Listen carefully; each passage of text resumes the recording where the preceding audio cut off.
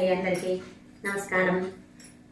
మొదటిసారిగా నా ఛానల్ చూస్తున్న వాళ్ళు సబ్స్క్రైబ్ చేసి బెల్ ఐకాన్ని క్లిక్ చేయండి. నేను చేస్తున్న వీడియోలన్నీ నోటిఫికేషన్గా మీకు అందుతాయి. ఒక చిన్న కథ, బాగా పెద్ద లేదులేండి, వీడియో మాత్రం మొత్తం చూడండి.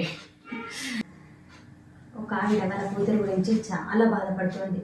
ఎందుకంటే తను రోజు కొంతమందితో మాట్లాడుతూ వాళ్ళకున్న సమస్యల్లో వాళ్ళ ప్రతి విషయంలోనూ తలదూరుస్తూ అవి కరెక్టా కాదా అని తెలిసినా తెలియకుండా ఏదో ఒకటి మాట్లాడి గొడవలు తెచ్చుకుంటుంది తనపైకి.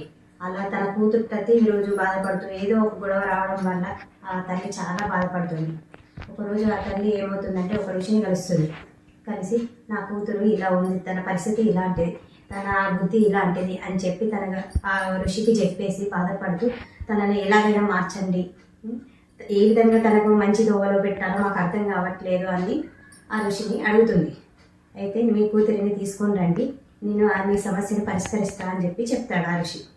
అప్పుడు ఆమె సరే అని చెప్పేసి మళ్ళీ తెల్లవారి తన కూతురిని తీసుకొని వెళ్ళింది. అప్పుడు ఆ ఋషి తన అమ్మాయిని చూసి ఏమమ్మా మీ పేరు ఏంటి అని అడిగాడు. ఆమె తన పేరు చెప్పింది.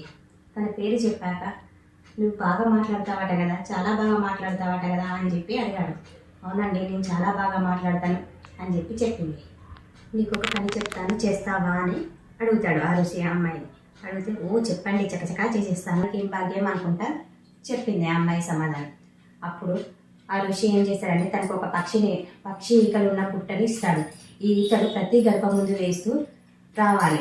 అలా వేస్తూ రావడం వల్ల నీకు అందరితో మాట్లాడచ్చు, వాళ్ళతో నీకు మాట్లాడడం కూడా నీకు ఇష్టమే కదా, ఆ పని చేసిరా అని చెప్పి చెప్తాడు. అప్పుడు ఆ అమ్మాయి సరే అని చెప్పి చెప్తుంది.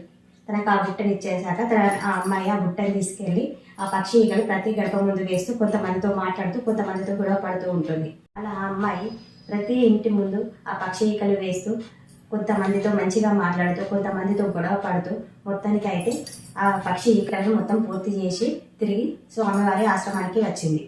వచ్చాక అయితే ఋషి ఏమన్నాడంటే నువ్వు తెల్లవారి మళ్ళీ తిరిగి ఏవైతే నువ్వు వేసావో ఈ పక్షి ఈకలన్నీ కూడా తిరిగి తీసుకొని రమ్మని చెప్పాడు.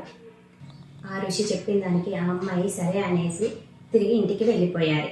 మళ్ళీ తెల్లవారుజామున ఆ అమ్మాయి ప్రతి ఇంటి ముందుకు వెళ్ళి చూడగా కొన్ని ఇంటి ముందు ఆ పక్షి ఈకలు ఉన్నాయి, కొన్ని ఇంటి ముందట ఆ పక్షి ఈకలు కనబడలేవు. అప్పుడు ఆమె సేకరించిన ఆ పక్షి ఈకలను ఆ ఋషికి చూపెట్టినప్పుడు స్వామి అన్నీ దొరకలేవు, కొన్ని మాత్రమే దొరికాయి, కొన్ని లేవు, అక్కడ గాలికి ఎటో వెళ్ళిపోయినట్టున్నాయి అని చెప్పి ఆ అమ్మాయి స్వామి వారికి చెప్పింది.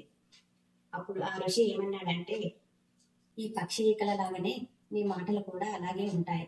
ఎలా అంటే నువ్వు ఒకసారి మాట నీ నోటి నుంచి బయటికి వచ్చాక తిరిగి దానిని వెనక్కి తీసుకోలేవు.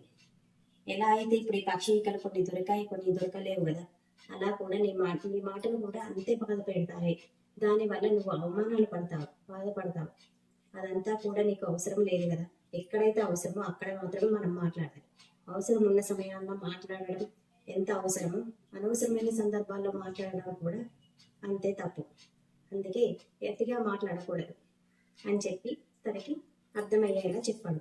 అప్పుడు ఆమె తన చేసిన తప్పేంటిది, తను ఇలా మాట్లాడడం వల్ల జరిగే అనర్థాలేంటి అని చెప్పి తను తెలుసుకుంది. అలా తెలుసుకున్నాక తను ఆ ఋషికి ధన్యవాదాలు చెప్పేసి ఇంటికి వెళ్ళిపోయింది. అవసరం ఉన్నప్పుడు మౌనంగా ఉండడం కూడా తప్పే.